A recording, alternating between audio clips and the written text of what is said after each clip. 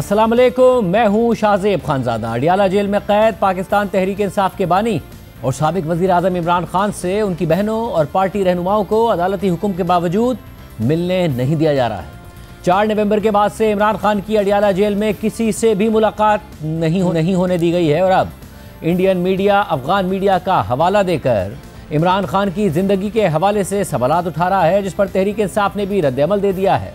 हुकूमत का भी मौक़िफ़ सामने आ गया है। ये सारी तफसीलात आपके सामने रखेंगे और हुकूमत से जवाब लेंगे। पहले आपको बताएं कि आज भी वज़ीर आला खैबर पख्तूनख्वा सुहेल आफरीदी ने इमरान खान से मुलाकात के लिए अडियाला जेल पहुँचने की कोशिश की। पुलिस ने वज़ीर आला खैबर पख्तूनख्वा को गोरखपुर नाके पर रोक दिया। इस मौके पर वज़ीर आला खैबर पख्तूनख्वा सुहेल आफरीदी ने वहाँ मौजूद SHO से कहा कि मैं एक सूबे के 4.5 करोड़ आवाम का नुमाइंदा हूँ, 8वीं मरतबा आया हूँ, मुझे इमरान खान से मिलने क्यों नहीं दिया जा रहा। पिछली दफा भी मैंने बोला था वो उनसे कि रिटर्न में ले आए ना, क्यों नहीं छोड़ रहे हैं, क्यों कोर्ट के ऑर्डर्स नहीं माने जा रहे, लेकिन उन्होंने लिख के नहीं दिया। आज तो करें ना, आज तो लिख के लें। मैं आ रहा हूँ तकरीबन 8वीं दफा शराफत से आ रहा हूँ यहाँ, जो है आपसे बात करता हूँ, आराम से बैठ जाता हूँ। तो आप लोगों की भी एहसास करना चाहिए ना, 4.5 करोड़ आवाम का नुमाइंदा अगर इस तरह आए और यहाँ पर जो है इस तरह मामलात हों तो ये तो अच्छी बात नहीं है। इसके अलावा वज़ीर आला खैबर पख्तूनख्वा सुहेल आफरीदी ने गोरखपुर नाके पर मीडिया से गुफ्तगू करते हुए कहा है कि इमरान खान से मुलाकात ना कराने पर हमारे खदशात बढ़ रहे हैं। हम चाह रहे हैं कि हमारी मुलाकात हो जाए ताकि हम कौम को बताएं कि इमरान खान अंदर किस हालत में है। तमाम पाकिस्तानियों की टेंशन बढ़ा रही है और जब टेंशन बढ़ती है तो फिर जो है वो पूरी कौम सड़कों पर आएगी। तो हम चाह रहे हैं कि आज हमारी मुलाकात हो जाए ताकि हम जो है अपने लीडर अपने कायद इमरान खान साहब से मिलें, तो हम कौम को भी फिर बताएं कि इमरान खान साहब अंदर किस हालत में है। इसके अलावा तहरीक इंसाफ के चेयरमैन बैरिस्टर गौहर खान ने मीडिया से गुफ्तगू करते हुए कहा कि खान साहब की सेहत के हवाले से हमें बहुत तशवीश है। आज वज़ीर आला गए हैं, उनको भी अभी तक इजाज़त नहीं मिली। खान साहब की सेहत के बारे में वो हमें बहुत कंसर्न है। लास्ट मीटिंग खान साहब के साथ हुई है 4 नवंबर को, उसके बाद मीटिंग नहीं हुई, न वकला की मीटिंग हुई, न फैमिली की मीटिंग हुई है, न लीडरशिप की मीटिंग तो वैसे भी नहीं होती। ये बहुत गलत है, मीटिंग हर सूरत होना चाहिए। आज वज़ीर आला गए थे, अभी तक उसको भी मुलाकात की इजाज़त नहीं मिली। इसके अलावा सेनेट इजलास में भी इमरान खान से मुलाकात के हवाले से बहस हुई है। तहरीक इंसाफ के सेनेटर फैसल जावेद ने सेनेट इजलास में बात करते हुए कहा कि हमें जवाब दें कि किस कानून के तहत इमरान खान से किसी किस्म की कोई मुलाकात नहीं कराई जा रही है। हमारा हुकूमत से यही मुतालबा है कि अगले 24 घंटे के अंदर अंदर इमरान खान से मुलाकात कराई जाए। हमें जवाब चाहिए यहाँ से, किस कानून के तहत इमरान खान साहब से किसी किस्म की कोई भी मुलाकात नहीं कराई जा रही। यहाँ पे गवर्नर थे सिंध के और नवाज शरीफ के स्पोक्स पर्सन मोहम्मद जुबैर, वो बताते हैं कि नवाज शरीफ जब जेल में थे हर हफ्ते 100 से 150 लोग आराम से मुलाकात करते थे। क्यों इमरान खान को कंप्लीट आइसोलेशन में रखा गया है? कम अज कम उनके डॉक्टर को उनसे मिलने दिया जाए। पूरी अवाम में तशवीश पाई जाती है और हमें अभी जवाब चाहिए यहाँ से कि क्या वजह है, वो कौन सा कानून है और वो कौन से प्रेजेंट रूल्स हैं जिनके मुताबिक इन्होंने किया हुआ है। अगले 24 घंटे के अंदर अंदर इमरान खान से मुलाकात करवाई जाए, ये हमारा यहां से डिमांड है। इसके जवाब में वज़ीर मुमलिकत बराए दाखिला तलाल चौधरी ने कहा कि इन्होंने ड्रामे के लिए जेल रखी हुई है। 4 लोग वहां बैठ जाते हैं, वहां मीडिया को ड्रामा दिखाते हैं। आप कोर्ट गए हुए हैं, दोबारा कोर्ट जाएं। मुलाकातें जेल मैनुअल के तहत हो सकती हैं, उससे हटकर नहीं हो सकती हैं। अगर सियासी ड्रामा लगाने के लिए बाय इलेक्शन तो हार गए, सियासत में रहा कुछ नहीं, हर जगह से परफॉर्मेंस है कुछ नहीं। अब ड्रामा करने के लिए यही एक काम है। ये ड्रामे के लिए इन्होंने जेल रखी हुई है, वहाँ 4 लोग बैठ जाते हैं, वहाँ मीडिया को ड्रामा दिखाते हैं। भाई आप कोर्ट में गए हुए हैं, कोर्ट जाएं आप दोबारा, नहीं तो जेल मैनुअल के तहत जो मुलाकातें हैं वही हो सकती हैं, उसके हट के नहीं हो सकती। बहुत शुक्रिया। मगर इसके बाद तहरीक इंसाफ के सेनेटर बैरिस्टर अली जफर वज़ीर मुमलिकत बराए दाखिला से जवाब देने का मुतालबा करते रहे, लेकिन वो बगैर जवाब दिए चले गए। Order in the house please. Order number 3। Senator ने एक बड़ा अहम सवाल किया था, मैं रिक्वेस्ट करूंगा मिनिस्टर ऑफ स्टेट से कि उसका जवाब देते जाएं। सर उनको रोकिए, उनको कमरे से जाने से रोकिए, उनको बिठाइए, उनसे जवाब मंगवाइए, क्योंकि एक सवाल बड़ा सिंपल था, इस तरह जवाब दिए बगैर नहीं जा सकते। जनाब सेनेटर साहब, अली जफर साहब, आप खुद एडवोकेट हैं, उन्होंने क्वेश्चन किया मिनिस्टर ऑफ स्टेट से, जवाब नहीं आया। जवाब तो मांग लीजिए। सर जवाब आपकी मर्जी का, जो उन्होंने जवाब देना था उन्होंने दे दिया। एक सवाल ये था कि इमरान खान साहब से मुलाकात कब करने की इजाज़त दे रहे हैं। उसका जवाब एक था सिंपल, डेट दे दें, टाइम दे दें। मैं अली जफर साहब, मुझे भी मिलने की इजाजत नहीं दी जा रही। सेनेटर अली जफर साहब में मूव आर्डर नंबर 3। मैं ये आइटम नंबर 3 पे अभी रिपोर्ट नहीं पेश करना चाहूँगा जब तक जवाब इसका ना आ जाए सर। एक तरफ से इमरान खान से मुलाकात की इजाज़त नहीं दी जा रही है, दूसरी तरफ भारतीय मीडिया अफगान मीडिया का हवाला देकर इमरान खान की सेहत और ज़िंदगी से मुताल्लिक़ खबरें चला रहा है। Imran Khan dead. Has Imran Khan been killed? Across Pakistan, the biggest issue is where is Imran Khan? Has he been killed? Imran Khan जिंदा हैं या उनकी मौत हो चुकी है, इस पर एक सस्पेंस बना हुआ है और लगातार उनकी मौत की अफवाहें उड़ी हुई हैं, जिसकी शुरुआत अफगानिस्तान के एक मीडिया के सोशल मीडिया पोस्ट से हुई। आज यानी वेंसडे को यानी बुधवार को एक सोशल मीडिया पर पोस्ट आता है और इस पोस्ट के आते ही पूरे पाकिस्तान में कोहराम मच जाता है। अफगानिस्तानी मीडिया की तरफ से अफगानिस्तान टाइम्स एक पोस्ट डालती है। इससे न्यूज़पेपर ने यह दावा किया कि पाकिस्तान के हाईली भरोसेमंद सोर्स से उन्हें यह जानकारी मिली है कि पाकिस्तान के ex prime minister Imran Khan की रावलपिंडी के अडियाला जेल के अंदर हत्या कर दी गई और उनकी लाश जेल के बाहर कहीं ले जाई। इमरान खान जिंदा है या नहीं, अगर हाँ तो अदियाला जेल में बंद है या कहीं और शिफ्टिंग हो चुकी है, किसी को कोई जानकारी नहीं। इस बीच अफगानिस्तान टाइम्स ने दावा किया है कि इमरान खान का जेल में मर्डर कर दिया गया है। अफगानिस्तान टाइम्स का ये सनसनीखेज दावा है। इसके अलावा इंटरनेशनल मीडिया पर भी इस हवाले से खबरें सामने आ रही हैं। ताहम बीबीसी के मुताबिक इमरान खान की बहन अलीमा खान ने अपने भाई के इंतकाल और इसी नौयत की दीगर अफवाहों की मुकम्मल तरदीद की है। तहरीक इंसाफ ने इस हवाले से रद्दअमल भी दिया है और हुकूमत से मुतालबा किया है कि अफगानिस्तान और भारतीय मीडिया के प्लेटफॉर्म्स और गैर मुल्की समाजी राब्ते के अकाउंट से साबिक वज़ीर आज़म पाकिस्तान इमरान खान की खैरियत से मुताल्लिक घिनौनी अफवाहें फैलाई जा रही हैं। हम हुकूमत वक्त और वज़ारत दाखिला से मुतालबा करते हैं कि इस अफवाह की फौरी और वाज़ेह तरदीद और वजाहत करे और फौरी तौर पर इमरान खान की फैमिली से मुलाकात करवाई जाए। चेयरमैन इमरान खान की सेहत, सलामती और मौजूदा हैसियत के बारे में सरकारी सतह पर शफाफ और बाज़ाब्ता बयान जारी किया जाए और इस तरह की ख़तरनाक और हसास नौयत की अफवाहों के फैलाव किए मुहर्रिकीन की तहकीकात करके हक़ाइक़ कौम के सामने रखे जाएँ। तहरीक इंसाफ ने अपने रद्द-ए-अमल में मज़ीद लिखा है कि कौम अपने कायद के बारे में किसी भी तरह की गैर यकीनी या इबहाम को बर्दाश्त नहीं करेगी। इमरान खान की सलामती, बुनियादी इंसानी हुकूक और आइनी तकाज़ों की हिफाजत हुकूमत की बराह रास्त जिम्मेदारी है। पाकिस्तान तहरीक इंसाफ अवाम को यकीन दिलाती है कि हम इन अफवाहों का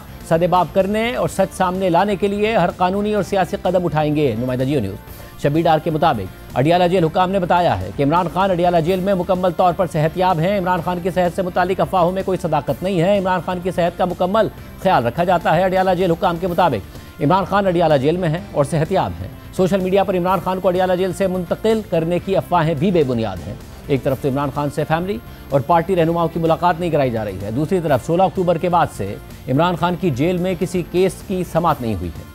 सहाफ़ी साकिब बशीर के मुताबिक तोशाखाना 2 केस में अक्टूबर के पहले हफ्ते में अदालत ने तहरीरी ऑर्डर जारी किया था कि जब तक फैसला नहीं हो जाता रोज़ाना समाअत होगी।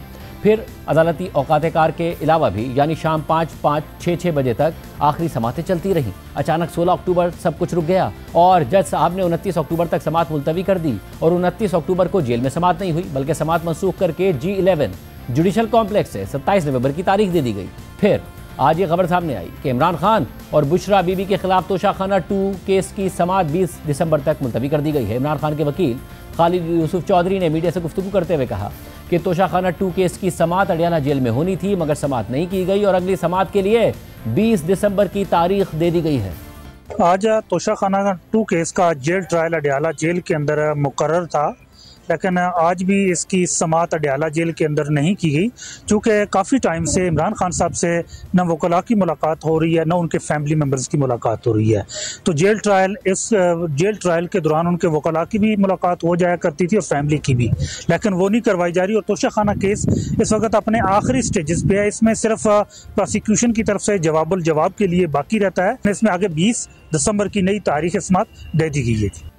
तहरीक इंसाफ ये शिकायत कर रही है कि अदालती हुक्म के बावजूद इमरान खान से मिलने नहीं दिया जा रहा है। जेल ट्रायल के दौरान वकला और फैमिली की मुलाकात हो जाती थी मगर बगैर समाअत के ट्रायल बार बार मुलतवी होने की वजह से ये मुलाकात भी नहीं हो रही है। आम बात यह है कि रवा माह 4 नवंबर को इमरान खान की एक्सपोस्ट से मुताल्लिक केस की समाअत के दौरान सलमान अकरम राजा ने अदालत से दरख्वास्त की थी कि उन्हें मुशावरत के लिए इमरान खान से मिलने की इजाज़त दी जाए।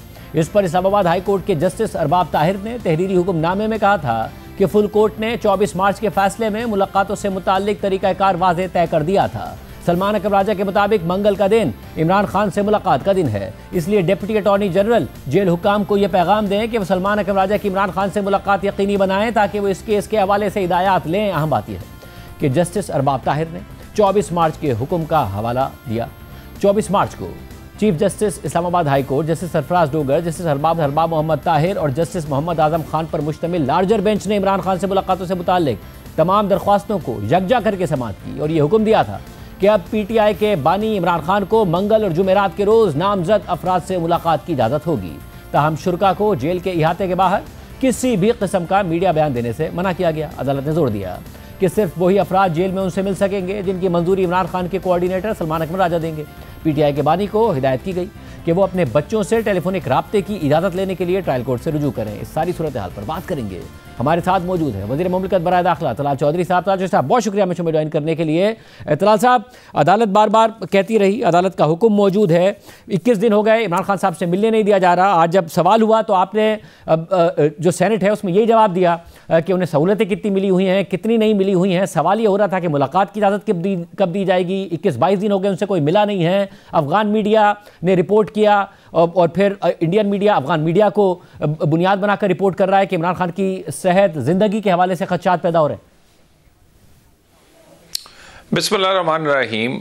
शाहजेब साहब ये मुलाकात को सियासी स्टंट के तौर पे इस्तेमाल कर रहे हैं क्योंकि इनके बाकी तमाम सियासी जो दावे थे और जो इनकी मूव्स थी वो नाकाम हुई हैं। ये 26 नवंबर को भी कोई बड़ा शो करने में नाकाम रहे। फिर इन्होंने कहा था कि ये वज़ीर आला बदलेगा, तो फिर इसी वज़ीर आला जो है फौरी तौर पे एक ऐसी तहरीक बनाएगा कि जिससे बानी PTI आज़ाद हो जाएंगे। उसके अलावा ये कि इन्होंने एक और जॉइंट अपोजिशन बनाई और जॉइंट अपोजिशन ने भी कोशिश की कि वो इस मुल्क में कोई बड़ी तहरीक चलाए। फिर वकला के साथ मिलकर भी एक तहरीक चलाने की कोशिश की गई। तो ये तमाम मूव्स पार्लियामेंट के अंदर, पार्लियामेंट के बाहर और किसी किस्म की एहतजाजी मूव नाकाम होने के बाद और अंदर से ये बिल्कुल टूट फूट का शिकार है।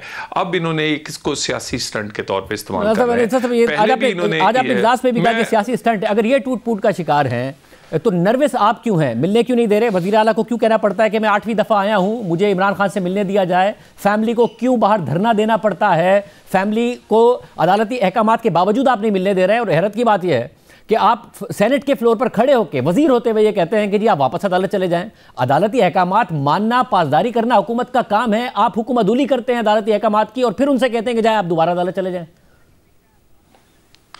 देखिए, एक तो उस वक्त सेनेट के फ्लोर पे भी अपोजिशन ने कोई बात नहीं सुनी थी और बड़ा शोर मचाया। वो बात कर लेते हैं, सुनते नहीं हैं। अगर वो मेरी पूरी बात सुन लेते तो जवाब मिल जाता। बात यह है कि जो मुलाकातें हैं वो जेल मैनुअल और उस वहाँ जो इंतज़ामिया है वो करेगी, ना कि इनकी ख्वाहिशात करेंगी। और उसके बाद दूसरा ये यकीनन अदालत में गए हुए हैं, वो बड़ा फोरम है और तौहीन अदालत कोई बर्दाश्त नहीं कर सकता। लेकिन मामला ये है कि क्या जेल मैनुअल के तहत जो मुलाकातें हैं उसका फ़ैसला कौन करेगा? क्या वो डिक्टेट की जाएंगी? क्या अमन अमान का मसला पैदा करके मुलाकातें की जाएंगी? क्या अमन अमान का मसला अगर पैदा हो रहा हो मुलाकात से पहले, मुलाकात करने के लिए और मुलाकात में ऐसे ही कोई इशारे और ऐसी अहकामात दिए जाएं कि वो अमन अमान का मसला पैदा कर सके, तो क्या ये मुलाकातें होनी चाहिए? ये बहुत बड़े लॉ पॉइंट्स हैं। और इसके बावजूद तो अदालत के सामने ये बातें रखी गई ना। अदालत ने पहले मार्च में फैसला दिया, फिर नवंबर में फैसला दिया, सलमान अकबर राजा को कोऑर्डिनेटर मुकर्रर किया, फिर एक केस है उसकी कंसल्टेशन के लिए उन्होंने मिलना है, अदालत ने हुक्म दिया, तो आप मिलने नहीं दे रहे हैं उन्हें। अदालती अहकामात के तहत जो जेल मैनुअल है उसके तहत भी उनकी मुलाकात बनती है, वो भी नहीं करने दे रहे हैं आप। देखिए, जेल मैनुअल के तहत फैसला जो है वो जेल हुकाम ने करना है, वो इन्होंने नहीं करना। डिक्टेट नहीं किया जा सकता। कभी आप कहते हैं हमारी मुलाकात करवाई जाए, जब हम चाहें हमारी मुलाकात कराई जाए, वहाँ अरेंजमेंट ऐसी हो कि कोई वहाँ देखे ना, अनलिमिटेड टाइम हो। कभी आप मुलाकातों में ख्वाहिश जाहिर करते हैं कि हमारी मर्ज़ी से हमारे टाइम पे और अपनी मुलाकात करवाई जाए। देखिए, ये सारी चीज़ें जो हैं ये इस तरह नहीं। और दूसरी अदालत नवाज शरीफ साहब से आप सब मुलाकातें किया करते थे। और तो मोहम्मद जुबैर साहब बताते हैं कि इतने लोग हुआ करते थे। शहजाद इकबाल साहब भी बताते हैं कि बहुत, उन्होंने खुद ने देखा, वो भी मिलने जब गए बहुत लोग मिले हुए थे। वो मरियम नवाज से मिले, उन्होंने उस वक्त गुफ्तगू की, पूरा अहवाल बताते हैं। मुलाकात करना बिल्कुल सॉलिटरी में जाके किसी को रख देना, ये तो इंसानी हुकूक की भी खिलाफ वर्जी है ना। किसी भी मुजरिम को आप मिलने नहीं दे रहे हैं, उसके अहले खाना से, उसके वकला से, उसके लोगों से, अदालती अहकामात के बावजूद नहीं मिलने दे रहे हैं। बहुत अच्छा किया आपने याद करवा दिया। और जुबैर साहब से ये भी पूछिएगा कि शुरू में मुलाकातें ज़रूर हुई जब वो डायला में थे, उसके बाद कोट लखपत गए तो फिर मुलाकातें हुई। तो कोट लखपत में जाने के बाद 3 महीने बाद मुलाकातें बंद कर दी गई। आपने मेरे पिछले प्रोग्राम में ये बात कही तो जुबैर साहब ने कहा कि ऐसा नहीं है, मुलाकातें हुआ करती थी, जब मुलाकात का दिन होता था उस दिन मुलाकातें हुआ करती थी। नहीं, सिर्फ फैमिली की बाद में मुलाकातें होने लग गई, जिसमें मरियम नवाज भी उनके सामने गिरफ्तार हुई थी और फिर उसके बाद हार्ट अटैक हुआ। हार्ट अटैक होने के बावजूद, उनके प्लेटलेट 0 तक आने के बावजूद ये उन्हें वहां रखकर बैठे रहे। कोई किसी की एक्सेस नहीं थी, ना डॉक्टर की ना किसी और की। मैं कोई वो पुरानी बातें को कंपैरिजन नहीं कर रहा, लेकिन ये झूठ मुलाकात हो रही थी। अगर इसी को बुनियाद बना ले तो आप तो फैमिली को भी नहीं मिलने दे रहे हैं। बहनें बाहर धरना देके बैठी होती हैं सर्दी में। देखिए, गुजारिश है, बिल्कुल मिलने दिया जा सकता है और ये जेल हुकाम का, सूबाई हुकूमत का फैसला है। मगर ये मुझे ये बताइए, लॉ एंड ऑर्डर की सिचुएशन क्रिएट करें, बार बार आप वहां पर एक ऐसा काम करेंगे जिससे लॉ एंड ऑर्डर और बाकी जेल और बाकी कैदियों को खतरा पैदा हो, तो क्या आपका ख्याल है इस तरह की मुलाकातें जो है ये एक अच्छी रवायत बनाएंगी कि कोई भी आए, अपने रिश्तेदार लेकर आए, जेल के दरवाजे पे बैठे, जेल का दरवाजा तोड़े और मुलाकातें करने लगे? अभी तक जितनी मुलाकातें हुई हैं उसमें मुलाकातें हुई हैं जेल के अंदर, कोई लॉ एंड ऑर्डर का प्रॉब्लम नहीं क्रिएट हुआ है। अज़मा बुखारी साहिबा को जब वज़ीर आला को खत लिखा पंजाब को वज़ीर आला खैबर पख्तूनख्वा ने, तो वो तो कहते हैं कि जी अज़मा बुखारी साहिबा ने कहा कि हमारा कोई लेना देना नहीं है, तो फिर कौन रोक रहा है? देखिए, गुजारिश ये है कि बिल्कुल पैदा हुआ है। बानी पीटीआई ने जेल में मुलाकातों में कई ऐसे अहकामात और ऐसे हुक्म दिए हैं, उससे इश्यूज पैदा हुए हैं और जेल के बाहर ये इशू पैदा कर रहे हैं, जानबूझ के पैदा करते हैं। मुझे ये बताइए, अदालत ने कहा था कि आप मीडिया से बात ना करें, कितनी दफा दिन में करते हैं ये? और उसके पे रुके? क्या इन्होंने अदालत का हुक्म मांगना है? अदालत का हुक्म सिर्फ एक ही जगह पर इंप्लीमेंट है और दूसरी अदालत भी है। अगर ऐसा है तो जब आप इन्हें कह रहे हैं कि अदालत जाएं कि तौहीन अदालत के लिए, तो क्या आप गए कि अदालत के तौहीन अदालत की इन्होंने? जी बिल्कुल, जी बिल्कुल जी, ये गवर्नमेंट का मौकफ और बाकी ये सरकारी वकला का ये मौकफ आया कि इन्होंने हुक्म अदोली की है। और इस पे मैं अब कह दूं, ऐसा कोई माहौल बनाया जाए जिसमें लॉ एंड ऑर्डर की सिचुएशन पैदा हो, बाकी कैदी खतरे में आए, आम आदमियों की जिंदगी वहां पर रुक जाए, तो मेरा ख्याल है कि इस तरह डिक्टेट करके कोई मुलाकात कानूनी तौर पर नहीं करवा सकता और ना ऐसी मुलाकात होगी। अच्छा, और इसीलिए फिर ये अचानक क्या हुआ है कि तोशाखाना केस 2, जिस पर हुकूमत खुद बड़े बड़े दावे करती नजर आती थी, उसकी समाअत जो कि रोजाना की बुनियादों पर होने लग गई थी, वो समाअत भी नहीं हो रही है। आज होनी थी, आज भी नहीं हुई। तो इमरान खान से कोई ना मिले, ये स्ट्रेटजी है क्या? कोई डर है हुकूमत को? देखिए, अगर डे टू डे होती थी तो फिर भी कहते थे बड़ी जल्दी है, अगर तारीख लंबी पड़ गई है फिर भी मसला है। यानी डे टू डे करें वो फिर भी मसला है, तारीख पढ़ने का भी मसला है। ये तो खुद के चाहते थे, इन्होंने बड़ी एडजमेंट्स मांगी हैं, इन्होंने हायर कोर्ट्स में जाके कहा है कि इसको मुकदमे को रुकवाएं। और दूसरी मुझे ये भी जवाब दे दें कि जो अफगानिस्तान और इंडिया का मीडिया कहे उसी बयानिए को आगे बढ़ाना, यहाँ पर सोशल मीडिया पर ट्रेंड खड़े करना, क्या वो ठीक है? और मैं आपको पहले भी कह चुका हूँ कि वो जुबान जो पाकिस्तान मुखालिफ है वही बयानिया अल्फाज बदल के इनकी ट्वीट्स में है बानी पीटीआई की, और वही बयानिया पीटीआई का है। आज आप देख लें, ये कोई बात करते हैं उसे इंडिया मीडिया उठाता है। वो उन्होंने ये बात की, अफगानिस्तान और इंडिया ने इसी बात को आगे लेकर ये चले। मुझे ये बताइए क्या ये बिल्कुल ठीक कर रहे हैं? दादा, एग्जैक्टली ये बातें इमरान खान साहब क्या करते थे और पीटीआई वाले क्या करते थे, और अब इसी प्रोग्राम के प्लेटफॉर्म से उन्हें कहते थे कि इंडियन मीडिया को इतना संजीदा लेके एक दूसरे की हुब्बुल वतनी पर सवाल ना उठाया करें। मैं आपसे भी यही कहूंगा, मगर अगर इंडियन मीडिया ये सवाल उठा रहा है तो आप मौका क्यों दे रहे हैं? आप मिलवा दें बहनों को, बहनें आके बाहर बता देंगी कि इमरान खान खैरियत से हैं। नहीं, बहुत फर्क है। हम इंडिया मीडिया की आई हुई खबर पे आगे ट्रेंड नहीं बनाते थे, हम आके उसी तरह का लोगों को, इन्होंने तो 1 दर्जन दफा अपना लीडर को वो फौत कर दिया है। यानी वो मेरा 1 दर्जन ये टाइम है जब ये मुख्तलिफ अफवाहें आई हैं कि वो फौत हो गए हैं, वो फलां हो गए हैं, उन्हें दफना दिया गया है, उन्हें गायब कर दिया गया है, वो मिल नहीं रहे, उन्हें शिफ्ट कर दिया गया। कौन करता है? ये करते हैं। तो वजीर आला इस वक्त अडियाला के बाहर बैठे हुए हैं, मिलवा दें उन्हें, खत्म हो जाएगी बात। मिलवा दें वजीर आला। देखिए, देखिए बेशक वो वजीर आला है, वजीर आला होना, लॉ एंड ऑर्डर का मसला पैदा करें, या आप कहें मैं डिक्टेट करूंगा, अपनी मर्जी से मुलाकात करूंगा, जो चाहे करूंगा। वजीर आला होने से ये आपका हक नहीं बनता। और क्योंकि बाकी आप डिलीवर नहीं कर सके, क्या मसला पैदा करेंगे? अली अमीन गंडापुर ने क्या लॉ एंड ऑर्डर का मसला पैदा कर लिया था तलाल जोई साहब, जो ये वजीर आला कर लेंगे? 8 दफा यहाँ है, इन्होंने कौन सा ऐसा लॉ एंड ऑर्डर का मसला पैदा किया अफरीदी साहब ने अभी तक? शाहजेब साहब, जब आप वादा करके आए हों कि आप गंडापुर को हटाएं तो हम ईंट से ईंट बजा देंगे और 1 महीने में आपको आज़ाद करवा देंगे, आप हमें 30 दिन दे दें, और उसके बाद आप ना 26 नवंबर को कोई बड़ा कर सके, ना उससे पहले कोई तहरीक मैनेज कर सके, ना कोई और, तो फिर आपको इसी तरह की शोबदाबाजी या ये ड्रामेबाजी करनी पड़ती है अपने लीडर को मुतमिन और अपनी पार्टी को करने के लिए।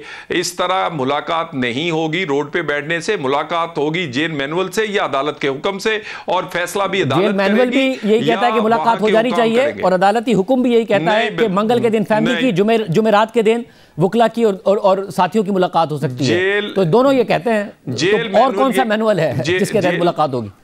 जेल मैनुअल ये कहता है शाहजेब कि वो मुतमिन हो जेल हुकाम, वो जेल हुकाम जब मुतमिन नहीं हो रहे थे तो उस पर अदालत में चैलेंज किया गया और अदालत ने हुक्म दे दिया कि मिलवाएं, फिर भी नहीं मिलवा रहे। मैं कह रहा हूं अगर अदालत के हुक्म की अदूली हुई है तो अदालत हाजिर है ना जी, और जेल वालों को डिक्टेट करेंगे।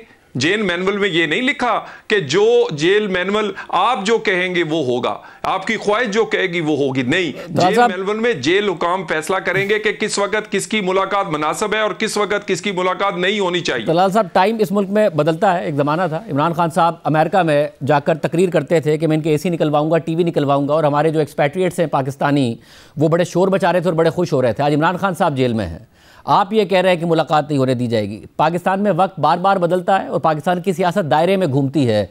जैसे प्रेसिडेंट सेट करेंगे वो कल को ताना बन जाएंगे, जैसे आज इमरान खान साहब के लिए बन गए, कल आपके लिए बन जाएंगे। देखिए, बिल्कुल ऐसा कोई खौफ नहीं है, जो अल्लाह का हुक्म हो। लेकिन बात यह है इस बात के, जी आपके साथ भी ये हो सकता है हम इस तरह नहीं कर रहे, हमने तो कभी टॉपिक ही नहीं बनाया, हमने तो कभी नहीं इन्हें पूछा, हमने तो कभी नहीं कहा कि 6 बैरकें आपके पास हैं, देसी मुर्गे हैं, आपका कुक है, आपके पास डॉक्टर्स हैं, आपके एक्सरसाइज मशीन है, किताबें हैं, आप इस तरह के VIP। मुझे मुलाकातें मियां नवाज शरीफ की और इमरान खान की कंपैरिजन निकाल दें, जितने दिनों के हिसाब से, जितने दिन मियां साहब जेल में रहे और मरियम साहब और शहबाज साहब, उनकी मुलाकातों से चौथा हिस्सा भी शरीफ खानदान की मुलाकातें, उनकी फैमिली की, उनकी लीगल टीम की, उनकी सियासी रुफका की नहीं हुई। जितनी मुलाकातें इनकी हुई हैं, जितनी सहूलतें इनके पास है, हम तो कंपैरिजन नहीं करते, हम तो इसको टॉपिक नहीं बनाते, इन्होंने इसको टॉपिक बनाया। टाइम उनका ज्यादा हो गया। मियां साहब इतने टाइम होने से पहले मियां साहब बाहर चले गए थे, इनके 2.25 साल हो गए। नहीं, मैं कह रहा हूं जितनी देर मियां साहब रहे थे उतने दिनों का कंपैरिजन आप इमरान खान से करें। एक और मैं बात, पहले भी इन्होंने कहा उनके बेटों को नहीं आने देते, उनके बेटों को बुला, यानी हमदर्दी लेनी है, वो फौत हो गए, उनको गायब कर दिया गया है, उनकी सेहत नहीं ठीक, उनका न जाने क्या होगा। यानी जब पूरी सियासत आपकी कहीं और खड़ी नहीं हो रही, एहतजाज नहीं कर सके, एहतजाजी तहरीक नहीं बना सके, पाकिस्तान में इलेक्शन आप हार गए हैं अपने हरीपुर से, उसके बाद आपके पास इस तरह के स्टंट्स रह जाते हैं जो आप स्टंट्स करके अपने उस लीडर को किसी ना किसी तरह एक कागजी तौर पर मुतमिन कर रहे हैं। आप ज़ाहिर वज़ीर मुमलिकत बराए दाखिला हैं, इमरान खान साहब की सेहत, उनकी ज़िंदगी के हवाले से ज़ाहिर आपके पास मालूमात होगी, वो कम से कम आवाम तक पहुँचाइए। अपनी ऑफिशियल पोजीशन में क्या है? देखिए, वो जेल हुकाम ने उसको बयान कर दिया है, जेल हुकाम जिम्मेदार है, हुकूमत गैर जिम्मेदार नहीं है। हमारे लिए हमने तो पहले ही, हम तो सियासी मुखालफ के तौर पे भी हमने कभी नहीं कहा कि इनको सहूलत क्यों दी गई है, ना हमने टॉपिक बनाया, ना हम इन्हें कभी अपनी तकरीरों में, सियासी तकरीरों में, जलसों में बातें की, और ना हमें ज़रूरत है। हमारी तो पूरे का पूरा फोकस है आम आदमी की ज़िंदगी को बेहतर बनाना, इकॉनमी को, दहशतगर्दी से लड़ना, गवर्नेंस बेहतर करना, पाकिस्तान की हुकूमत को बेहतर चलाना, रोज़ नया प्रोजेक्ट लेकर आना, लोगों के जेल हुकाम का ऐलान आगे मैं आपसे सुनना चाह रहा हूँ इमरान खान साहब की खैरियत के हवाले से। ज़ाहिर आपने मालूमात हासिल की होगी, मैं आपसे पूछना चाह रहा हूँ, आप बताइए। ज़ाहिर एक बहुत बड़ी तादाद है जो कि जानना चाहती है, इमरान खान साहब के बहुत बड़े फॉलोअर्स हैं, उनकी खैरियत, सेहत, जिंदगी के हवाले से बताइए। देखिए, बिल्कुल ये खबरें झूठी हैं, गलत हैं, इन पर एतबार नहीं करना चाहिए और ये बिल्कुल जानबूझ के फैलाई गई। जिन लोगों ने फैलाई हैं वो तो कहते हैं कि पाकिस्तान में जो दहशतगर्दी है वो भी जायज़ है, पाकिस्तान में जब लोग मरते हैं तो वो बड़े शादियाने बजाते हैं। ये वो मीडिया तो ये बिल्कुल गलत है, बिल्कुल वो सेहत भी उनकी अच्छी है, वो खैर खैरियत से हैं, कोई ऐसी बात नहीं है। इस बात को 10वीं दफ़ा आप उनको कह रहे हैं कि वो मर गए हैं ये इस 2-2.5 साल में। यानी आप उठा के देख लेना, हर चौथे दिन आप कहते हैं उसकी सेहत खराब है, वो फिर जब कोई मिलता है वो कहते हैं पहले से भी शाश बशाश हैं, वजन बढ़ा हुआ है, बड़ी खैरियत से हैं, बड़े फिट हैं। और इनके अपने वकला फिर ये कहते हैं। बात ये है, ये हमदर्दी का बयानिया अब रह गया है, सियासी बयानिया भी पिट गया है, एहतजाजी बयानिया भी पिट गया है, परफॉर्मेंस का बयानिया भी पिट गया है। 13 साल में आप KP में डिलीवर कुछ नहीं कर सके, वफाक में आपने क्या किया, बुजदार और पिंकी और क्या कहते हैं इस तरह की स्टोरियां हैं। तो बात ये इस सब कुछ पिटने के बाद अब ये एक सियासी स्टंट हमदर्दी का रह गया है जो लेने की कोशिश की जा रही है। बहुत शुक्रिया ताजु साहब हमारे साथ मौजूद है। एक और अहम खबर है, डेवलपिंग स्टोरी, उसकी तफसीलात आपके सामने रखेंगे एक ब्रेक के बाद।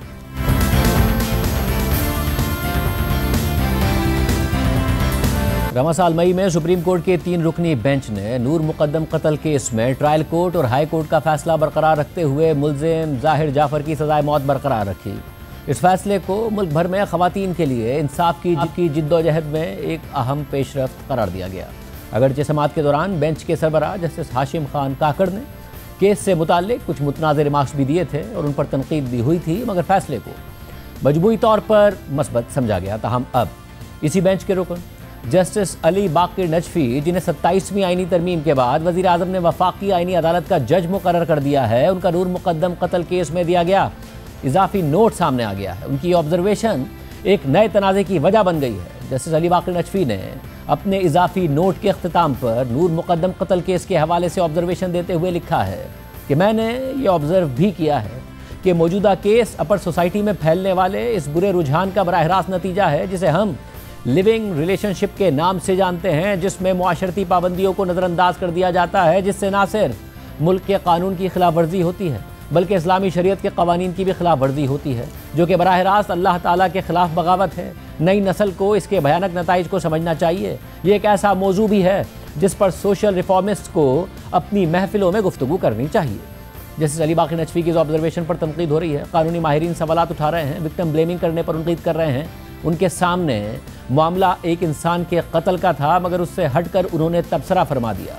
माहिरा कानून रीमा उमर ने इस हवाले से एक्स पर पोस्ट करते हुए लिखा कि अगर किसी को शर्मिंदा होना चाहिए तो वो जस्टिस अली बाकिर नजफी हैं। उनका काम सिर्फ ये था कि वो अपने सामने मौजूद मुकदमे के हकाइक पर कानून का इतलाक करते, लेकिन उन्होंने मॉरल पुलिस बनने का फैसला किया, दीनदारी का दिखावा किया और एक इंतहाई भयानक जुर्म की मुतासरा औरत को ही मुजरिम के अमल का जिम्मेदार ठहरा दिया। खवातीन को उनके घरों में, काम की जगहों पर, सड़कों पर, स्कूल्स और कॉलेजेस में कत्ल और हमलों का निशाना बनाया जाता है। मुजरिम उनके शौहर, खानदान के अफराद, ससुराल वाले, असातिज़ा, साथी, अजनबी होते हैं। यह कहना कि ऐसे मुकदमात किसी खास किस्म के रिश्ते का बराह रास्त नतीजा हैं, शदीद जहालत की निशानी है। इसी तरह माहिर कानून बैरिस्टर सलाहुद्दीन अहमद ने जस्टिस बाकिर अली नजफी के हवाले से एक्स पर पोस्ट करते हुए लिखा कि जस्टिस बाकिर नजफी को इससे पहले सुप्रीम कोर्ट के लिए ज़ेर गौर लाया गया था, लेकिन अहलियत से मुतालिक खदशात के बाइस मुंतखब नहीं किया गया। 26वीं तरमीम के बाद नए जुडिशल कमीशन ने उन्हें अक्सरियत से सुप्रीम कोर्ट के लिए वोट दिया। 27वीं तरमीम के बाद वज़ीर आज़म ने उन्हें वफाकी आईनी अदालत के लिए मुंतखब कर लिया। अब जबकि वफाकी आईनी अदालत को प्रेसिडेंट की पाबंदी से आज़ाद कर दिया गया है, ये देखना दिलचस्प होगा कि अब वहाँ से कैसी जूरिस्प्रूडेंस सामने आती है। जबकि सहाफ़ी और सीनियर कोर्ट रिपोर्टर हसनात मलिक ने एक्स पर अपने पोस्ट में लिखा कि आइंदा वफाकी आईनी अदालत के जज के तौर पर जस्टिस बाकिर नजफी की जूरिस्प्रूडेंस सुप्रीम कोर्ट के जजेस पर भी बाइंडिंग होगी, जिनमें चीफ जस्टिस याया अफरीदी भी शामिल हैं। जस्टिस अली बाकिर नजफी ने एक इंतहाई भयानक कत्ल के वाक़े को सोसाइटी और उसमें होने वाली सरगर्मियों से जोड़कर मुतासरा खातून को ही कटहरे में खड़ा कर दिया। हालांकि उनका काम सिर्फ हकाइक को मद्देनज़र रखते हुए इंसाफ की बरवक्त और दुरुस्त फराहमी है, और हकीकत यह है कि ऐसे संगीन वाक़यात का ताल्लुक़ किसी खातून के ताल्लुकात, चॉइसेस या किरदार से नहीं होता, बल्कि उनका ताल्लुक़ मुल्ज़िम की जहनियत और रवैये से होता है। इसकी चंद मिसालें हम आपके सामने रखते हैं। जैसे गुज़िश्ता साल नवंबर में सियालकोट की तहसील डस्का में सास और नंद ने मिलकर अपनी 7 माह की हामला बहू को बेदर्दी से कत्ल कर दिया। सिर्फ यही नहीं, फिर उन्होंने मकतूला की लाश को टुकड़े टुकड़े करके करीबी नाले में फेंक दिया था। और हैरत की बात यह है कि सास मकतूला की सगी खाला भी थी। और पाकिस्तान में ससुरालियों की जानिब से ख़वातीन के कत्ल के ऐसे कई वाक़यात मौजूद हैं और ऐसे वाक़यात में अक्सर कातिल मकतूल के करीबी रिश्तेदार भी होते हैं। इसी तरह सितंबर में इस्लामाबाद में एक शख्स ने घर में घुसकर 17 साला टिकटॉकर सना यूसुफ को सिर्फ इस वजह से बेदर्दी से कत्ल कर दिया था क्योंकि मकतूला ने मुलजिम के मुसलसल इसरार पर उससे शादी से इनकार कर दिया था। शादी से इनकार पर कत्ल के वाक़यात भी पाकिस्तान में एक बड़ी तादाद में सामने आते हैं। इसके अलावा सितंबर 2022 में इस्लामाबाद के एक फार्म हाउस में सहाफ़ी अयाज अमीर के बेटे शाहनवाज अमीर ने अपनी बीवी सारा इनाम को झगड़े के बाद डंबल मारकर कत्ल कर दिया था। और दिसंबर 2023 में इस्लामाबाद की मकामी अदालत ने मुलजिम शाहनवाज अमीर को फांसी की सज़ा सुना दी थी। ऐसे कई वाक़यात हैं जिनमें करीबी रिश्तेदारों, शौहर, भाई, बाप और दीगर ने ख़वातीन को कत्ल किया है। ऐसे में किसी कत्ल या इस जैसे दूसरे भयानक जराइम को किसी एक चीज़ से जोड़ना, एक रिश्ते से जोड़ना सुप्रीम कोर्ट के जज का काम नहीं है। उनका काम मेरिट पर फैसला देना है, ना कि सोशल कमेंट्री करना है जिससे मुतासरा शख्स या उसके लवाहिकीन अदालत जाने से ही कतराएं। अहम बात यह है कि जस्टिस अली बाकी नजफी की ऑब्जर्वेशन एक ऐसे वक्त में सामने आई है जब इससे 2 दिन पहले ही दुनिया भर में ख़वातीन के खिलाफ तशद्दुद का दिन मनाया गया। और इस हवाले से अक़वाम मुत्तहिदा के इदारे United Nations office on drugs and crime और UN वुमेन ने अपनी रिपोर्ट में कहा कि दुनिया भर में हर 10 मिनट बाद एक औरत या लड़की को उसके करीबी साथी या रिश्तेदार के हाथों कत्ल कर दिया जाता है।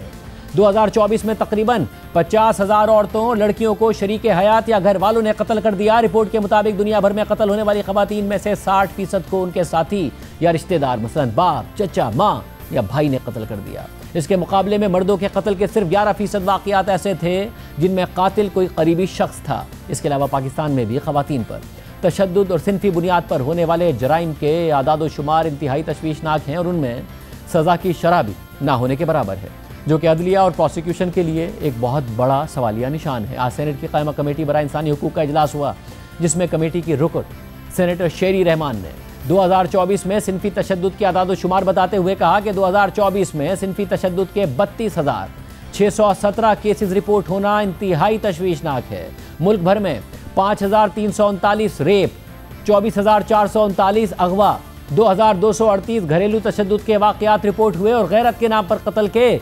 547 वाक़यात रिपोर्ट हुए। सेनेटर शेरी रहमान ने मजीद कहा कि कत्ल की सज़ा की शरह सिर्फ 0.5% रहना निज़ाम इंसाफ की तबाही को जाहिर करता है। अगवा के 24,439 केसेस में सज़ा की शरह 0.1% रिकॉर्ड हुई जो शर्मनाक है।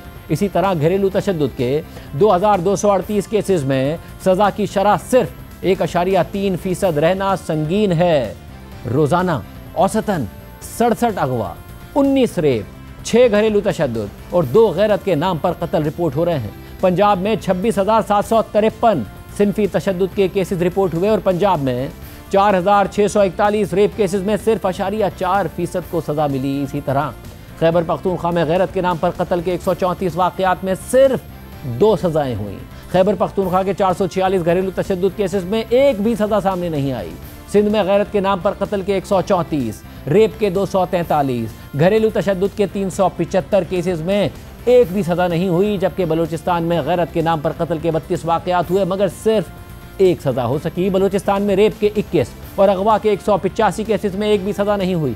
इस्लामाबाद में गैरत के नाम पर कत्ल के 22 केसेस में कोई सज़ा ना हो सकी। शेरी रहमान ने कमेटी में मजीद बताया कि मुल्क भर में 480 जेंडर बेस्ड वायलेंस कोर्ट्स होने के बावजूद 21,891 केसेस का बैकलॉग 2023 के आगाज़ में मौजूद था। साल 2023 में 48,395 नए केसेस दायर हुए और 30,631 निपटाए गए और मजमूई तौर पर 0.5% सज़ा और 64% बरियत की शरह निज़ाम की नाकामी का सबूत है। इंसानी हुकूक वॉच के मुताबिक 70% सिनफी तशद्दुद के केसेस खौफ और बदनामी के बाइस रिपोर्ट ही नहीं होते। शेरी रहमान के मुताबिक नाक़िस तफ्तीश, कमज़ोर प्रोसिक्यूशन और इदारा जाती खला मुजरिमों को खुली छुट्टी दे रहे हैं। हमने एक पुलिस स्टेशन का दौरा किया जहां कत्ल करने वाले मुलजिम को हार पहनाए जा रहे थे। इस हवाले से 2004 से कानून साजी हो रही है लेकिन मुतासरीन को इंसाफ नहीं मिल रहा है। और सूरत हाल ये है कि वजारत इंसानी हुकूक ने कौमी असम्बली को आगाह किया कि 2021 से 2024 के दरमियान मुल्क भर में खवातीन के खिलाफ तशद्दुद के 1,73,367 मुकदमात रिपोर्ट हुए। वजारत ने कत्ल, घरेलू तशद्दुद, गैरत के नाम पर कत्ल, जिनसी तशद्दुद, हिरासानी और अगवा के वाक़यात से मुताल्लिक अदाद शुमार बताए। नेशनल पुलिस ब्यूरो के मुताबिक खवातीन के 5,948 कत्ल, 8,799 मारपीट और 2,304 घरेलू तशद्दुद के वाक़यात रिपोर्ट हुए। और ना ही ये खवातीन लिव इन रिलेशनशिप में रहते हुए मारी गई, ना ही इस सूरत में उन पर तशद्दुद किया गया। गैरत के नाम पर कत्ल में 1,553 अफराद जान से गए, जबकि 127 तेजाब गर्दी और 300 चूल्हा फटने के केसेस सामने आए। रिपोर्ट के मुताबिक रेप के 16,135, गैंग रेप के 1,636, पुलिस हिरासत में जिनसी तशद्दुद के 121 और इंसेस्ट के 1,154 केसेस रिपोर्ट हुए। रिपोर्ट के मुताबिक हिरासानी के केसेस में 445 जिस्मानी, 182 जिनसी और 5 नफ्सियाती हिरासानी के वाक़यात शामिल थे। अगवा के 89,599 केसेस रिपोर्ट हुए, जबकि 44,000 से ज़ायद केसेस तशद्दुद की दीगर इक़साम के ज़मरे में आए। सिर्फ यही नहीं, खुद सुप्रीम कोर्ट ने भी गुज़िश्ता हफ्ते ही अपने एक फ़ैसले में ख़वातीन के खिलाफ पुरतशद्दुद जराइम में रियासती सतह पर मौजूद सज़ा से बच निकलने की रविश पर शदीद तशवीश का इजहार किया। इस वाक़े में मुजरिम शौहर ने खुला लेने के लिए गुजरात की फैमिली कोर्ट में मौजूद अपनी 28 साला बीवी को अदालत के अंदर बेरहमी से जज के सामने फायरिंग करके कत्ल कर दिया था। ट्रायल कोर्ट ने मुजरिम को सजाए मौत सुनाई और हाई कोर्ट ने सज़ा बरकरार रखी। इस केस में सज़ा बरकरार रखते हुए सुप्रीम कोर्ट से हाल ही में मुस्ताफ़ी होने वाले जस्टिस अतर मिनल्ला ने फैसले में लिखा कि यह बात ख़ास तौर पर काबिल ज़िक्र है कि मकतूला खातून नौजवान थी, वो रियासती एहलकारों की हिफाजत में थी और अदालत के अंदर बैठी हुई थी। प्रिजाइडिंग ऑफिसर भी मौजूद थी। मुलजिम इतना बेचैन, संगदिल और ख़तरनाक मुजरिम था कि वक़ुआ की जगह ने भी उसे एक बेकसूर और बेबस नौजवान खातून की जान लेने से नहीं रोका, जो उसके बच्चों की माँ भी थी। कत्ल की वजह वो कानूनी और इस्लामी हक था जिसे मकतूला इस्तेमाल कर रही थी। जिस तरीके से ये जुर्म किया गया वो इससे ज़्यादा भयानक, सफाकाना और होलनाक नहीं हो सकता था। ये यकीनन एक ऐसा अमल था जो अवाम के ज़मीर को झंझोड़ देने वाला है। फसाद फिल अर्ज़ की तारीफ इस मुकदमे पर पूरी उतरती है। ट्रायल कोर्ट की जानिब से सुनाई गई सजाए मौत, जिसे हाई कोर्ट ने बरकरार रखा, मुकम्मल तौर पर जायज़ थी, खुसूसन इस बात को सामने रखते हुए कि जुर्म किस अंदाज से, किस जगह पर और किस रवैये के साथ किया गया, लिहाजा सज़ा को बरकरार रखा जाता है। हम इस पर अपने शदीद तहफ़्फ़ुज़ात रिकॉर्ड करने पर मजबूर हैं कि ख़वातीन के खिलाफ पुरतशद्दुद जराइम किस कदर बेखौफी से और बिला रोक टोक जारी हैं। गुज़िश्ता 12 माह के दौरान इस बेंच ने सिर्फ उन्हीं अपीलों को सुना जो सज़ाए मौत या उम्र कैद से मुताल्लिक थी। तशवीशनाक बात यह है कि इन मुकदमात में बड़ी तादाद ऐसी है जिनमें मुतासरा फ़रीक ख़वातीन थी। मायूस और बेबस औरतें, माएँ, बहनें और बीवियाँ जिन्हें मामूली मशकूक या झूठी गैरत के तसव्वुर जैसी बेबुनियाद वजूहात पर बेरहमी से कत्ल कर दिया गया। ये मुकदमात महज इनफरादी सफाकियत की निशानदही नहीं करते, बल्कि एक गहरी बीमारी को जाहिर करते हैं, यानी एक ऐसा निज़ाम इंसाफ जो कमज़ोरों के बजाय ताकतवरों की खिदमत करता हुआ नज़र आता है। अहम बात यह है कि सिर्फ ख़वातीन के कत्ल ही नहीं, बल्कि रेप जैसे संगीन और भयानक केसेस में भी अदालतों की जानिब से विक्टिम ब्लेमिंग सामने आती रही है। और इस हवाले से पाकिस्तान की आला अदालतों ने खुद अहम रिमार्क्स और ऑब्जर्वेशंस दिए हैं। जनवरी 2021 में सुप्रीम कोर्ट के हाल ही में मुस्ताफ़ी होने वाले जस्टिस मंसूर अली शाह ने एक तारीखी फैसला सुनाया जिसमें रेप केसेस में विक्टिम ब्लेमिंग और मुतासरा खातून की किरदार कुशी की सख्त अल्फाज में मजम्मत की। जस्टिस मंसूर अली शाह ने अपने फैसले में लिखा कि जिनसी जराइम की तफ्तीश करते वक्त खातून का किरदार ज़ेरे बहस नहीं आना चाहिए। उन्होंने वाज़ेह किया कि बेशक मुतासरा खातून के किसी शख्स से माजी में जिनसी ताल्लुकात रहे हों, ये बात अहम नहीं है। अहम बात यह है कि क्या मुलजिम ने मुतासरा खातून से रेप किया है या नहीं। अगर मुतासरा खातून पहले ही अपनी वर्जिनिटी खो चुकी हो तो इसके बावजूद किसी शख्स को यह इख्तियार नहीं है कि वो उसे जिनसी जुर्म का निशाना बनाए। रेप केस के क्रिमिनल ट्रायल में मुलजिम का ट्रायल होना चाहिए, ना कि मुतासरा खातून का ट्रायल किया जाए। जस्टिस मंसूर ने लिखा कि अब अदालतों को मुतासरा खवातीन के लिए सेक्स की आदी या फिर कमजोर किरदार की औरत और नॉन वर्जिन जैसे नामुनासिब लफ्ज़ों का चुनाव भी ख़त्म करना चाहिए। ये अल्फाज उन खवातीन के लिए भी इस्तेमाल नहीं किए जाने चाहिए जो खुद से जिनसी जुर्म साबित ना कर सकें। फैसले में इस बात पर भी रोशनी डाली गई कि जिनसी जुर्म की शिकायत लेकर जब कोई खातून पुलिस के पास आती है तो पुलिस पहले उससे उसके किरदार के मुतालिक सवालात पूछना शुरू कर देती है, जो एक गैर कानूनी और गैर आईनी अमल है। इसी तरह 2020 में उस वक्त लाहौर हाई कोर्ट की जज जस्टिस आयशा मलिक ने गैर मामूली और अहम फैसला सुनाते हुए रेप केसेस में खवातीन पर वर्जिनिटी के सवाल और 2 फिंगर टेस्ट को गैर कानूनी करार दिया था। इस केस के फैसले में जस्टिस आयशा मलिक ने लिखा था कि वर्जिनिटी टेस्टिंग बहुत ही नागवार है। जिनसी तशद्दुद के केसेस में मेडिकल प्रोटोकॉल्स के नाम पर यह टेस्ट किया जाता है। ये एक तजलील आमेज अमल है जिसे मुतासरा शख्स पर शक करने के लिए इस्तेमाल किया जाता है। ये अमल सिनफी इम्तियाज़ के मुतरादिफ है। इसका वाहिद मकसद ये है कि इस बात का तयन किया जाए कि मुतासरा शख्स जिनसी ताल्लुक रखती रही हैं या नहीं, ताकि देखा जा सके कि रेप के हवाले से उसके इल्ज़ाम में हम आहंगी है या नहीं। जिनसी तशद्दुद के केसेस में इस बात का तयन करना कि मुतासरा खातून ने माजी में जिनसी ताल्लुक कायम किए या नहीं, ये सवाल फैसला कुन नहीं, बल्कि असल मामला यह है कि मुल्जिम ने मुतासरा खातून के साथ रेप किया या नहीं। अगर मुतासरा शख्स के हवाले से ये बात पता लगती है कि वो वर्जिन है कि नहीं, इससे इस बात का तयन नहीं होता कि उसका रेप नहीं किया गया या उसके साथ ज्यादती नहीं हुई। ये अमल मुल्जिम के बजाय मुतासरा शख्स को ट्रायल पर खड़ा कर देता है और तवज्जो वर्जिनिटी के स्टेटस पर लग जाती है। मुतासरा शख्स का जिनसी रवैया जिनसी तशद्दुद के केसेस में बेमानी है। वो मुतासरा शख्स जिसका कई लोगों से जिनसी ताल्लुक ही क्यों ना हो, वो भी रेप का मुस्तहिक नहीं। और जिनसी तशद्दुद के वाक़े का फैसला वर्जिनिटी टेस्ट से नहीं होना चाहिए। ये टेस्ट ख़वातीन के वक़ार की खुली खिलाफ वर्जी है और इस टेस्ट के ज़रिए किसी खातून की सेक्शुअल हिस्ट्री और किरदार के हवाले से नतीजे अख्ज़ करना उसके वक़ार पर हमला है, जिसकी वजह से औरत के मुआशरती और सकाफ़ती रुतबे पर असरात पड़ते हैं। इसके अलावा रवां साल इस ज़वाजी ताल्लुकात और निकाह के दौरान बीवी के नान नफ़क़े से मुतालिक सुप्रीम कोर्ट का अहम फैसला सामने आया था, जिसमें लाहौर हाई कोर्ट के एक फैसले को कलअदम करार देते हुए अदालती ज़बान के इस्तेमाल से मुताल्लिक अहम ऑब्जर्वेशंस दी गई थी। सुप्रीम कोर्ट से हाल ही में मुस्ताफ़ी होने वाली जस्टिस मंसूर अली शाह की सरबराही में 2 रुकनी बेंच ने यह फैसला दिया। बेंच में जस्टिस मंसूर अली शाह के अलावा जस्टिस अकील अहमद अब्बासी भी शामिल थे, जबकि इस फैसले को जस्टिस मंसूर अली शाह ने तहरीर किया। इस अहम फैसले में अदालत में ज़बान के इस्तेमाल और इसके किरदार के बारे में बात की गई। इस सिलसिले में जस्टिस मंसूर अली शाह ने फैसले में लिखा कि हम ज़रूरी समझते हैं कि अदालती ज़िम्मेदारी के एक बुनियादी पहलू यानी अदालती ज़बान के किरदार पर रहनुमाई दी जाए। फैमिली लॉ से जुड़े मुकदमात के फैसलों में जज के अल्फाज का असर अदालत की 4 दीवारी से कहीं आगे तक जाता है। इसलिए ये निहायत अहम है कि अदालती ज़बान इस अंदाज में इस्तेमाल की जाए जो हमारे आइन में दर्ज इक़दार को मजबूत करे, ना कि उन्हें कमज़ोर कर दे। हम इस बात पर तशवीश का इजहार करते हैं कि हाई कोर्ट के फैसले में जो ज़बान इस्तेमाल की गई उसमें कहा गया कि नान नफ़क़ा का हक बीवी को जिनसी ताल्लुक के बाद हासिल होता है और इस रुकावट के ख़त्म होने के बाद शौहर पर बीवी का खर्च उठाना लाजिम हो जाता है। ये तर्ज बयां पिदरशाही सोच की अक्कासी करता है। अदालतों की तरफ से फैमिली लॉ केसेस में इस्तेमाल होने वाली ज़बान सिर्फ इनफरादी तनाज़ात को हल नहीं करती, बल्कि ये इस बात को भी तश्कील देती है कि मुआशरे में शादी और फैमिली स्ट्रक्चर के अंदर हुकूक और ज़िम्मेदारियों को किस तरह समझा जाए। अदालती ज़बान एक रिवायत बनाने की क़ुव्वत रखती है जो इंसाफ को देखने, समझने और इस पर अमल करने के तरीक़े पर असरअंदाज होती है। सरेंडर या सबमिट जैसे अल्फाज पिदरशाही फ्रेमवर्क में जड़े रखते हैं और जेंडर हिरार्की और फीमेल सबऑर्डिनेशन के पुराने तस्वुरात को तक़वियत देते हैं। ऐसे अल्फाज औरत को शादी के रिश्ते में बराबर की पार्टनर के बजाय एक पैसिव रिसिपिएंट के तौर पर पेश करते हैं और इस तरह से उसके कानूनी और आइनी मकाम को कमज़ोर कर देते हैं। लिहाजा ये निहायत ज़रूरी है कि अदालती रीजनिंग और ज़बान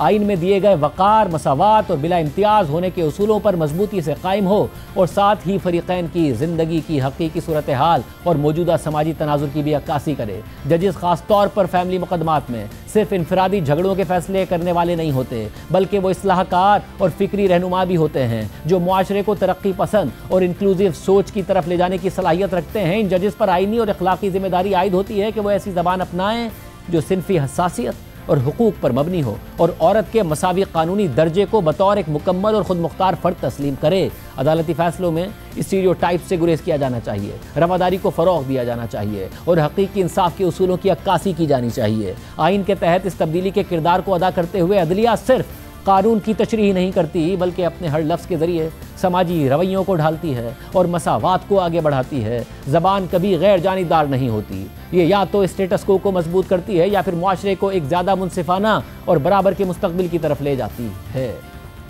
तो क्या हम एक ब्रेक शामिल करते हैं और आम खबर आपके साथ है।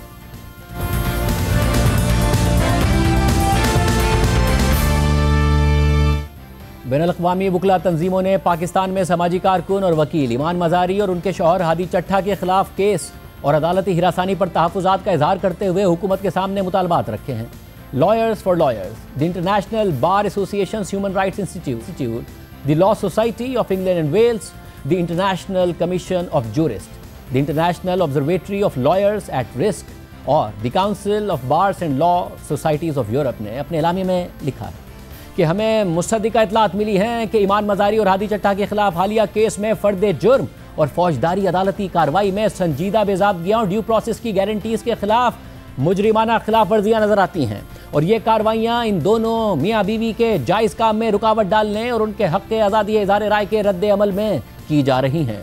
एलामिया के मुताबिक ईमान ज़ैनब मज़ारी इंसानी हुकूक की एक नामवर वकील हैं, जिन्होंने जबरी गुमशुदगियों, मावराए अदालत कत्ल, हिरासत में तशद्दुद के साथ साथ रियासत की सरगर्मियों पर कानूनी सवालात उठाते हुए उन्हें चैलेंज किया है। ईमान मज़ारी के शौहर हादी चट्ठा इंसानी हुकूक के एक वकील हैं, जिन्होंने ऐसे अफराद का अदालत में दिफा किया जिन पर ब्लास्फेमी के झूठे इल्ज़ामात लगाए गए थे, और आसमा जहांगीर लीगल एड सेल और जस्टिस प्रोजेक्ट ऑफ पाकिस्तान के जरिए जिनसी तशद्दुद, जबरी गुमशुदगियों और सजाए मौत के कैदियों के केसेस मुफ्त लड़ते रहे हैं। इन दोनों मियाँ बीवी वकीलों को टारगेट करके इंतकामी कार्रवाई का निशाना बनाया गया, जिसमें अदालती हिरासानी भी शामिल है, और ये सब इन दोनों के इंसानी हुकूक और कानून के काम की वजह से किया गया। इन दोनों के एहतसाब और रूल ऑफ लॉ के लिए वाज़े मौक़िफ़ की वजह से किया गया। ईमान मज़ारी और हादी चट्ठा के खिलाफ हालिया केस उनकी तरफ से 2021 से 2025 के दरमियान की जाने वाली ट्वीट्स की बुनियाद पर बनाया गया है, और वो इन्होंने इंसानी हुकूक की खिलाफ वर्जियों के खिलाफ की थी। ये केस पीका के कानून के तहत किया गया, जिसके नतीजे में ईमान मज़ारी और हादी चट्ठा को 3 से 14 साल कैद की सज़ा हो सकती है और तकरीबन 5 करोड़ रुपए तक का जुर्माना हो सकता है। 30 अक्टूबर 2025 को फर्द जुर्म लगने के बाद ईमान मज़ारी और हादी चट्ठा के खिलाफ कार्रवाई तेज़ी से आगे बढ़ाई जा रही है, और इसमें प्रोसीजर की बेकायदगियाँ और अदालती जानिबदारी वाज़े नज़र आती है, जिससे ट्रायल की शफाफियत पर संजीदा सवालात उठते हैं। फिर यह खत लिखने वाले इदारों ने वकला के किरदार के हवाले से अक़वाम मुत्तहिदा के बुनियादी उसूलों के तहत पाकिस्तान की जिम्मेदारियों की याद दहानी कराते हुए लिखा है कि उसूल नंबर 16 के मुताबिक हुकूमतों की जिम्मेदारी है कि वो इस बात को यकीनी बनाएं कि वकला किसी गैर मुनासिब मुदाखलत, रुकावट, हिरासानी और धमकी के बगैर अपने फ़राइज़ अंजाम दें, और उन्हें अपनी कानूनी जिम्मेदारियाँ अदा करने के नतीजे में किसी भी धमकी, इंतज़ामी या कानूनी कार्रवाई या मुआशी या किसी और पाबंदी का सामना न करना पड़े।